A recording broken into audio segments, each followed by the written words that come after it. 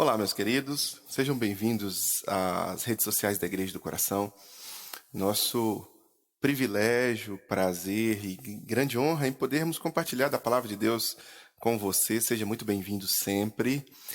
Nos reunimos virtualmente todas as quintas-feiras às 8 horas da noite para podermos extrair da palavra de Deus conselhos práticos, ensinamentos para aplicarmos em nossas vidas. Este estudo tem uma duração de mais ou menos 35 minutos e ele é sempre feito às quintas-feiras. Seja muito bem-vindo, você que já tem frequentado esse espaço virtual há mais tempo, seja bem-vindo você que vem hoje pela primeira vez. Nós estamos estudando a carta do apóstolo Paulo aos Romanos e o nosso estudo é bem simples. Nós lemos o texto sagrado e vamos fazendo comentários pontuais em cima do que o texto diz. Esses comentários têm a ver com o que nós podemos extrair de ensinamento para aplicar em nossas próprias vidas. Seja muito bem-vindo. Já chegamos agora no capítulo 6 de Romanos. No capítulo 5, semana passada, nós vimos a paz, alegria e esperança como consequências de um fruto de uma vida realmente transformada em Cristo Jesus. Vimos o apóstolo nos trouxe aí do versículo capítulo 3 até o capítulo 5 o conceito, né? Ele cunhou a ideia na nossa mente de justificação pela fé. E no finalzinho a gente vai aprendendo a respeito da graça de Cristo aqui no capítulo 5. E agora ele vai entrar em um outro tema importantíssimo para o cristianismo, que é a santificação. O que vem a ser a santificação na vida do cristão? Nós vimos justificação, nós vimos graça, nós vimos redenção, né? Nós vimos regeneração. Vamos ver aqui agora santificação. Capítulo 6, versículo 1 em diante, o texto sagrado diz assim: Que diremos então? Continuaremos pecando para que a graça aumente? De maneira nenhuma. Nós, os que morremos para o pecado, como podemos continuar vivendo nele? Ou vocês não sabem que todos nós que fomos batizados em Cristo Jesus, fomos batizados em sua morte? Portanto, fomos sepultados com ele na morte por meio do batismo, a fim de que, assim como Cristo foi ressuscitado dos mortos, mediante a glória do Pai, também nós vivamos uma vida nova. Se dessa forma fomos unidos a Ele, na semelhança da sua morte, certamente o seremos também na semelhança da sua ressurreição. Pois sabemos que o nosso velho homem foi crucificado com Ele, para que o corpo do pecado seja destruído, e não mais sejamos escravos do pecado, pois quem morreu foi justificado do pecado. Ora, se morremos com Cristo, cremos que também com ele viveremos, pois sabemos que, tendo sido ressuscitado dos mortos, Cristo não pôde morrer outra vez. A morte não tem mais domínio sobre ele, porque morrendo, ele morreu para o pecado uma vez por todas, mas vivendo vive para Deus. Da mesma forma, considerem-se mortos para o pecado, mas vivos para Deus em Cristo Jesus. Portanto, não permitam que o pecado continue dominando seus corpos mortais, fazendo que vocês obedeçam aos seus desejos. Não ofereçam os membros do corpo de vocês ao pecado como instrumentos de injustiça. Antes, ofereçam-se a Deus como quem voltou da morte para a vida, e ofereçam os membros do corpo de vocês a Ele como instrumentos de justiça. Pois o pecado não os dominará, porque vocês não estão debaixo da lei, mas debaixo da graça. Pois bem, meus queridos, o que o apóstolo tenta fazer aqui? Primeira coisa que você precisa entender aqui é que, como ele está trazendo a ideia para os romanos, de que onde o pecado abunda, superabunda a graça, ele está trabalhando aqui com os romanos o conceito de justificação, do capítulo 5 para trás. Então, ele está explicando para aqueles irmãos ali que a consequência do pecado, quando o pecado é confessado, entregue aos pés de Jesus, ela é aniquilada, ou seja, Jesus torna justo o injusto mediante o arrependimento, fé. Justificação pela fé, não pelas obras. Vimos isso nas semanas passadas. Então aqui nesse ponto ele chega ao ápice de dizer: onde abundou o pecado, superabundou a graça. E aí o apóstolo vem e diz que a culpa pelo pecado é removida na morte de Jesus. Então, a morte vicária de Jesus remove a culpa. Depois ele vai dizer: agora, pois, não há mais condenação para aqueles que estão em Cristo Jesus. Então, o que ele está dizendo?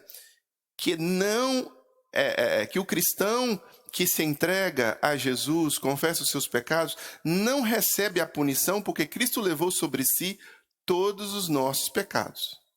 Pela fé, presta bem atenção, justificação pela fé.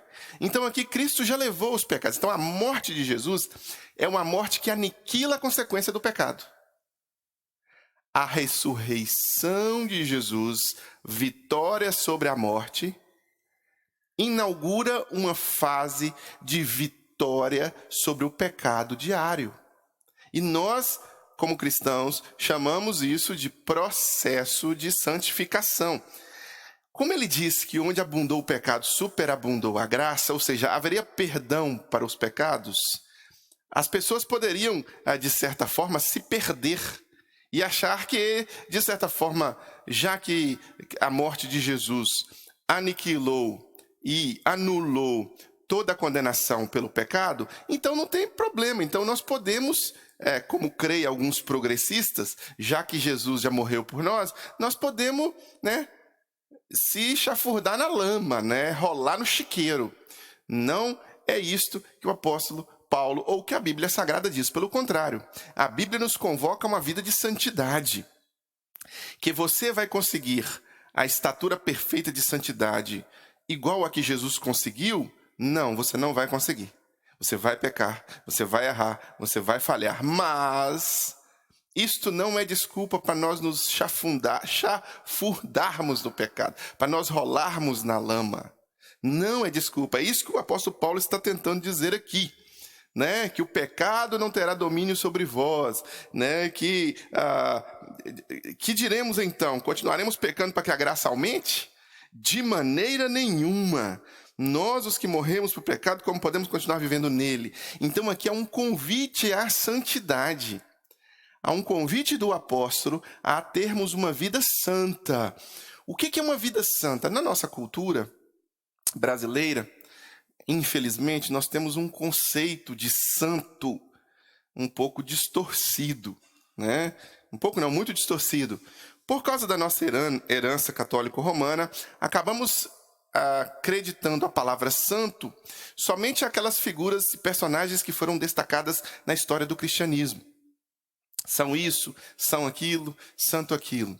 Mas a palavra santo, do original hebraico, kadosh, ou santo, hagios, do grego, não quer dizer, não tem essa ideia de perfeição absoluta ou de fazer milagres, não. A palavra santo significa separado. Separado dos costumes, separado dos valores, separado para Deus. Então nós somos convidados a uma vida santa quando somos em Cristo Jesus salvos, remidos, lavados, justificados, agraciados. Nós somos convidados a também vivermos uma vida de santidade, sermos santificados. Ou seja, evitarmos determinadas condutas, determinados padrões morais que são plenamente aceitos pela sociedade, mas que, de acordo com a palavra de Deus, eles são condenáveis. Aqui está uma pegada muito clara na vida do cristão e que o cristão tem que entender, tem que compreender. O processo de santidade ou o processo de santificação, ele é posterior à conversão a Jesus. O que acontece muitas vezes em grupos religiosos é que, de certa forma, eles acabam exigindo um padrão de santidade de uma pessoa inconversa, sem ter convertido. Então, isso é moralismo e exigir que uma sociedade se comporte como se fosse cristã. Exigir que as pessoas se comportem no meu padrão de conduta ética e moral. Exigir isso das pessoas sem que nelas habite o Espírito Santo. E sem que elas tenham tido um processo de regeneração, de entrega a Jesus, é uma tremenda estupidez. É mais pregação de moralismo. Isso que o apóstolo Paulo está fazendo aqui, mortos para o pecado, vivos para Cristo, e ele usa até mesmo o exemplo do batismo, é para o cristão, é para quem se converteu a Jesus, é para quem se entregou a Jesus, é para quem quer viver uma vida de acordo, alinhada com os desígnios de Deus na sua palavra. Esse processo de santificação aqui, exigido de uma pessoa que ainda não se converteu a Jesus, é estupidez, é bobagem. Então não dá para ficar aí exigindo e colocando regra e colocando padrões morais elevados ao padrão moral do cristianismo para quem não é cristão. Esse não é o nosso papel.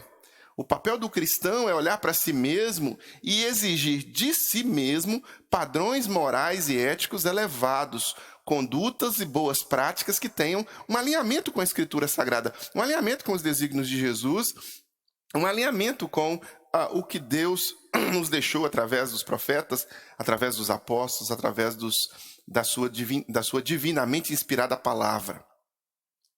Se você é cristão e já se entregou a Jesus, você é convidado a andar com Jesus.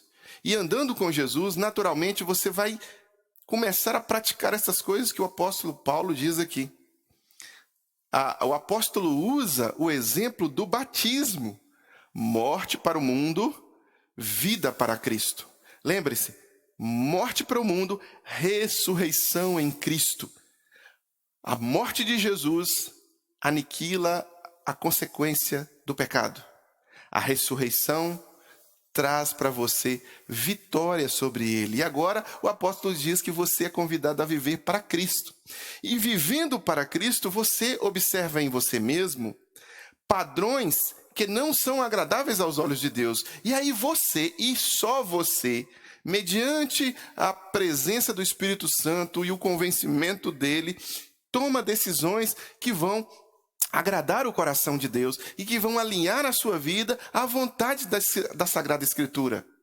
Você é convidado a andar em santidade. O seu vizinho talvez não. O seu amigo talvez não. O seu colega de trabalho talvez não. Por quê? Porque ele ainda não foi aos pés de Jesus. Um grande engano do cristão é exigir padrões de santidade de alguém que não foi até Jesus. Então, qual que é a sua tarefa principal? Sua tarefa como cristão é anunciar Jesus. Quando o seu amigo for até Jesus, o próprio Jesus vai levá-lo a compreender que é preciso passar por este processo de limpeza, esse processo chamado processo de santificação, que o apóstolo Paulo aqui, nesses versículos que nós lemos aqui, nos aponta. Mortos para o pecado, vivos para Cristo. Esta ideia de morte e ressurreição. Morte para aniquilar a influência eterna do pecado. Vivos para aniquilar a influência presente, a presença do pecado enquanto aqui estamos. E esta é a luta que nós cristãos somos convidados a travar conosco mesmo todo santo dia. Um processo de santificação, ele vai durar enquanto você estiver vivo. Enquanto estivermos aqui, passamos por este processo que o apóstolo Paulo aqui tenta introduzir aos romanos e a nós também. Então você é convidado para viver em santidade na presença do Senhor, aplicando, não se justificando, mas se autoconfrontando em relação ao plano de Deus para os seus padrões de escolha diária.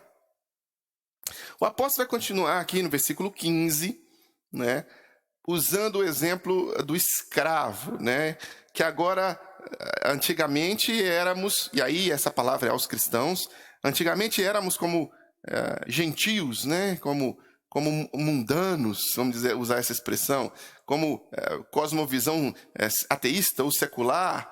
Nós éramos escravos do nosso intento, do desejo do nosso coração, escravos do pecado, do que a Bíblia chama de pecado.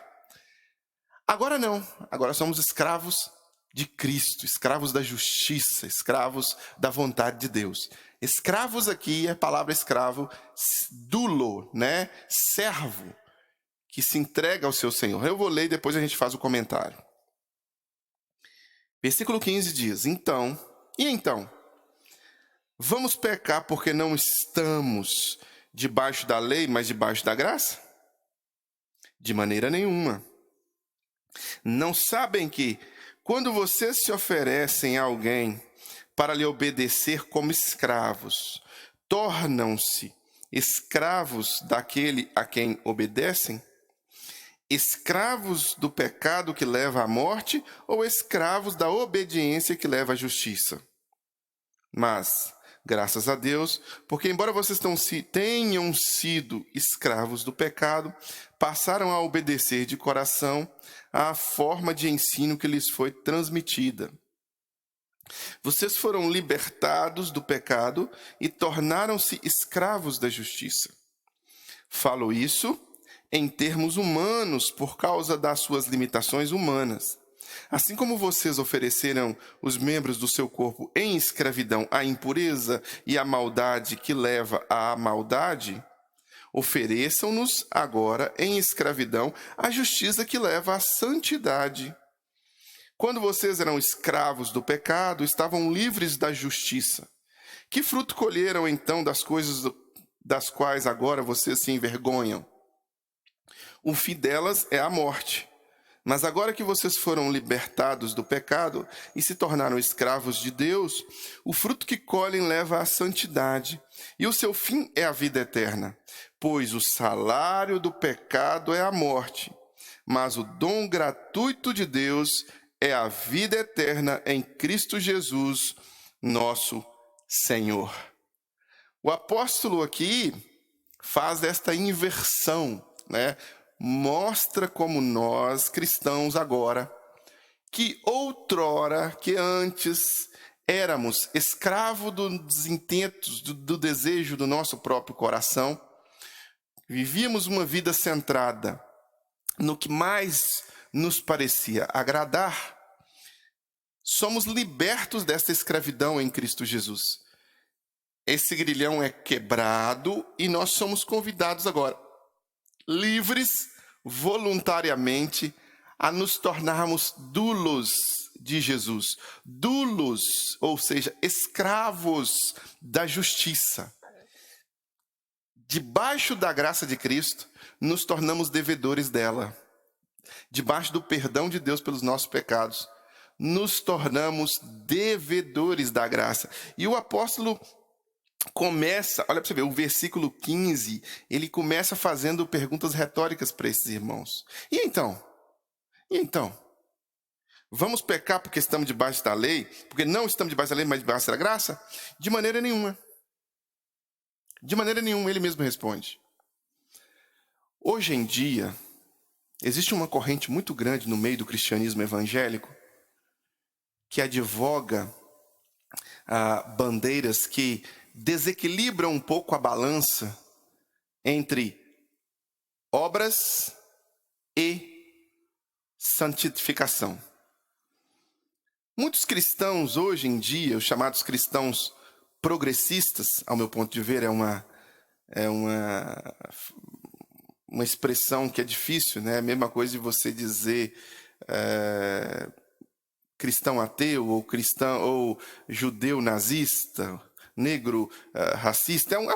É difícil de você encarar cristão progressista, mas existe esse termo que está sendo usado. Cristãos progressistas, eles estão tentando, de certa forma, desequilibrar a balança, trazendo conceitos que não são cristãos para dentro do cristianismo. Conceitos que são ligados a outras vertentes espiritualistas e que não tem a ver com justificação pela fé, que não tem a ver com redenção, que não tem a ver com a obra vicária de Jesus, com a morte e a ressurreição, que é a ideia da justiça social e das obras meritórias para a salvação. Dificilmente eles vão dizer isso, né? Dificilmente esses que advogam essas ideias vão dizer que é assim. Mas eles tentam dar uma ênfase muito grande no trabalho social, na ajuda aos pobres, no cuidado com o meio ambiente, na ajuda, na proteção dos animais, no cuidado, uma espécie de evangelho ecológico, evangelho social puramente.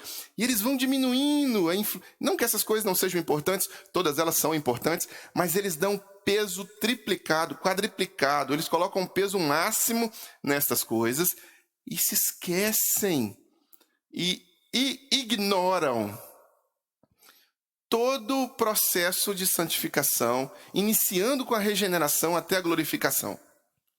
Eles, de certa forma, trazem uma espécie de espiritismo gospel para o contexto das igrejas, dizendo que você, cristão, já foi salvo. Nós temos aí grandes expoentes do cristianismo evangélico dizendo que santidade é um estado de consciência e que não é a prática, né? Você vai pesquisar, você vai encontrar expoentes do grupo, do meio gospel aí, defendendo a ideia de que você, uma vez salvo em Jesus Cristo, você não precisa andar em santidade, porque isso é um estado de consciência. E ainda que você esteja vivendo do jeito que você quer, você já está salvo em Cristo Jesus. Beleza. A salvação pela fé é conferida àqueles que se convertem a Jesus. Até aí tudo bem. Agora, aqueles que se convertem a Jesus andam com Jesus, caminham com Jesus. Os universalistas creem que todos já estão salvos. O universalista é o cristão progressista que prega dessa forma. E uma vez que todos já estão salvos, não precisa andar em santificação. Não é isso que o apóstolo Paulo está dizendo. O apóstolo Paulo é muito claro, a Escritura Sagrada é muito clara. Nós, por vezes, perdemos a luta para o pecado. Você vai perder algumas batalhas para o pecado, mas você não é convidado a viver de forma como se Jesus não convidasse você a uma vida de santidade. Ensinar isso é ir contra a palavra. O fato de nós não vencermos o pecado não quer dizer que a Escritura Sagrada diz que nós podemos viver no pecado. E aí eu estou dizendo claramente, a minha fala agora e a fala do apóstolo Paulo é aquele que já se converteu a Jesus, é aquele que já se entregou a Jesus. Então você que nos acompanha agora, se você ainda não deu o passo inicial de conversão a Jesus, entregue-se a Jesus. Faça uma decisão e que vai ser a decisão mais importante da sua vida. Entregue-se a Jesus. Você que já se converteu a Jesus e já se entregou a Jesus, entregue-se ao caminhar com Jesus em santidade. Porque o salário do pecado é a morte. Olha, ele termina o texto, ele conclui aqui o texto no versículo 23, trazendo a ideia de consequência. O salário do pecado é a morte, mas dom gratuito é a vida eterna. Então o salário do pecado nos leva para distante de Deus. O presente, né, gratuito de Deus, quando Jesus morre e leva sobre si todas as nossas iniquidades, todos os nossos pecados, é a vida eterna em Cristo Jesus. Somos aqui, como cristãos, escravos de Jesus, escravos da justiça de Jesus. A graça, ela não é salvo-conduto para vivermos como escravos do pecado, como vivíamos quando não éramos cristãos. Não é salvo-conduto. A graça não é salvo-conduto para você viver do jeito que você quer. É isso que a palavra diz. A graça, ela é libertadora da escravidão do pecado. E aí vem o apóstolo convidando cada um de nós a viver as nossas vidas em santidade, na presença de Deus, de forma que Deus seja honrado e agradado com nossas ações. Quer nós bebamos, quer nós comamos, quer nós façamos qualquer outra coisa, o apóstolo diz, façamos para a glória de Deus. E esse é o convite direto de Deus para o seu coração como cristão. E esse é o convite de Deus para cada um de nós. O apóstolo Paulo usa esse capítulo 6 todo aqui, para nos ensinar que a presença do pecado, ela não necessariamente pode ser dominante na nossa vida. E que nós somos convidados a fugir da presença do pecado. Essa é a realidade bíblica. Claro que enquanto você estiver vivo, a presença do pecado vai ser constante. Ela vai te rodear, ele vai te rodear o tempo inteiro. Agora, o que o apóstolo diz, e óbvio, você já sabe disso, mas eu quero frisar, quando você for glorificado, quando você estiver no céu, a presença do pecado também vai ser vencida, né? O pecado vai ser aniquilado, não vai existir pecado na vida eterna, na salvação em Cristo Jesus. Lá no céu você já vai estar livre da presença do pecado. Mas enquanto você está aqui, a presença ela está o tempo inteiro. Contudo, isso não quer dizer que nós possamos viver a nossa vida em desalinho com que a palavra de Deus nos orienta. E aí nós somos convidados a passar por esse processo de pureza, de purificação, chamado de santificação. Jesus morreu para vencer o pecado e suas consequências nas nossas vidas. Jesus ressuscitou para vencer o pecado e sua presença constante nas nossas vidas. E quando nós... E aí o símbolo do batismo, e o apóstolo Paulo usa esse símbolo aqui, é muito interessante, muito aplicável nesse momento, né? O batismo, a palavra batismo, é uma imersão, né? Então você é mergulhado em água. Então, o batismo que ele usa, você é mergulhado, ou seja, ocorre um processo de imersão na água como se você estivesse imerso na terra, né? Morreu, foi enterrado o velho homem. Foi enterrado e foi vencido porque Jesus venceu por ele, porque Jesus se entregou na cruz por ele, ele levou sobre si todas as nossas iniquidades. E aí, quando sai da água, ressuscitou, renascido, regenerado, para iniciar uma nova vida em Cristo, para iniciar um novo procedimento, um novo padrão moral, ético, religioso, de escolhas pessoais. Aquele pai de família agora é um novo pai, aquele filho é um novo filho. E esse processo de regeneração, esse processo de santificação, que se inicia na regeneração, ele vai durar até o dia que você morrer. E enquanto você não morrer, você está caminhando no processo de santificação. E escravo outrora do pecado, se torna agora escravo da justiça, devedor da graça, que luta contra o pecado, que luta contra o seu antigo senhor e que batalha para agradar o seu atual Senhor. Esse é o desafio cristão. Saindo das coisas que ficam para trás e caminhando em direção ao alvo. Esse é o seu desafio. Esse é o meu desafio. Esse é o nosso desafio como cristãos. E agora vamos concluir essa nossa reflexão nesse capítulo 6 de Romanos hoje, com uma oração de consagração das nossas vidas e de pedidos de perdão a Deus por nossas falhas. No processo de santificação, a confissão é importantíssimo. Então agora eu quero te desafiar a se entregar mesmo a Jesus, confessar os seus pecados, pedir perdão a Ele e dizer, olha Deus, eu estou caminhando com o Senhor e quero caminhar melhor ainda. E a partir de agora eu quero caminhar mais ainda e quero me entregar mais ainda. E se entregar, deixar as reservas de lado e permitir que Jesus guie e seja o seu Senhor. Outrora escravos do pecado, agora escravos da justiça, doulos de Jesus. Esse é o convite para a oração neste momento. Mas antes da gente orar, se você tiver a intenção no seu coração de fazer esta oração e dizer assim, olha, eu quero confessar Jesus agora e preciso que pessoas orem por mim, eu te convido a enviar um e-mail para orepormim@igrejadocoração.com. E nós vamos orar, eu vou orar por você, nós vamos orar por você, interceder por sua vida, pedir que Deus o abençoe no seu processo de santificação. Se você quiser também, olha pastor, eu tenho sido abençoado com esses estudos e quero cooperar financeiramente com o trabalho da Igreja do Coração. Nós precisamos melhorar a nossa estrutura de materiais, precisamos comprar aqui alguns materiais, temos a nossa limitação financeira e é com sua ajuda. Para transmitir melhor para você, para fazer o processo melhor aqui, nós precisamos da sua ajuda. E aí, quando você coopera, quando você entrega o seu dízimo, quando você entrega a sua oferta, você nos ajuda a honrar esses nossos compromissos, né? Tanto com o aluguel do templo, quanto também com os equipamentos que temos que comprar para uma transmissão melhor.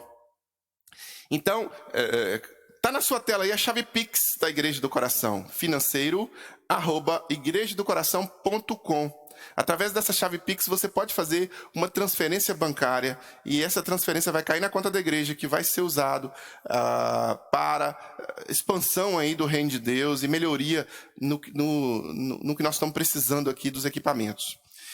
Você pode também, e é também convidado a participar de todos os nossos outros encontros virtuais, né? Toda quinta-feira, 8 horas da noite, nós estamos aqui.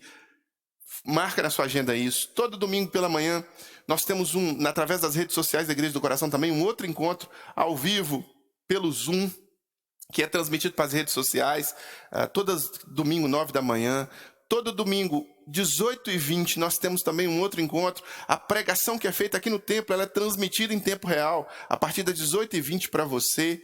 Então, participe das demais atividades da Igreja do Coração. E agora eu vou orar por você, interceder e pedir a Deus que abençoe a sua vida.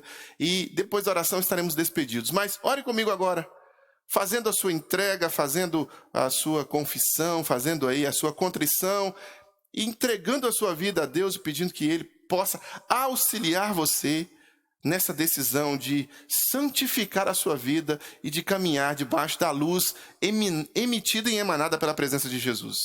Oremos. Pai, em nome de Jesus, nos ajude a caminhar em santidade com o Senhor. Nos ajuda, Deus, a cumprirmos os desígnios do Senhor para as nossas vidas. Arrependemos dos nossos pecados. Entregamos a nossa vida a Jesus. Queremos caminhar em santidade com o Senhor. Nos ajuda a obedecê-lo. Nos ajuda a ser escravos da justiça. E nos ajuda a vencer o pecado. Em nome de Jesus. Amém e amém. Que o amor de Deus, o Pai, comunhão e consolação do Santo Espírito e graça de Jesus seja sobre a sua vida e seja sobre a sua família.